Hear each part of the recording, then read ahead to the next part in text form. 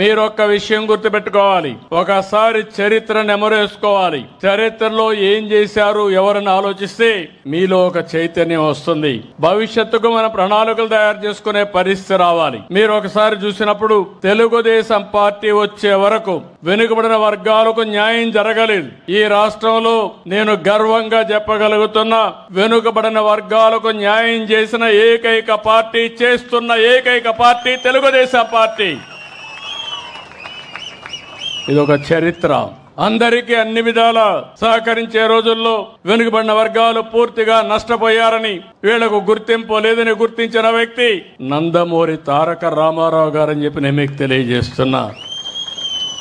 అక్కడి నుంచి ఉద్యోగాల్లో 33% రిజర్వేషన్లు పెట్టాం. అదే మాదిరిగా ఏవైతే స్థానిక సంస్థల్లో 33% రిజర్వేషన్లు పెట్టాం. ప్రత్యేకమైన కార్యక్రమాలకు బీసీలు తీసుకొచ్చాం. ఇలాంటి కార్యక్రమాలు మీరు చూస్తే అనేక కార్యక్రమాలు తీసుకొచ్చి ఇప్పుడు కూడా నేను చెప్తున్నా, తెలుగుదేశం పార్టీకి వెన్నెముక వెనుకబడిన వర్గాలు. అలాంటి వెన్నెముక అయినటువంటి వెనుకబడిన వర్గాల్ని పూర్తిగా ఆదరించే బాధ్యత తెలుగుదేశం ప్రభుత్వానిది, పార్టీది.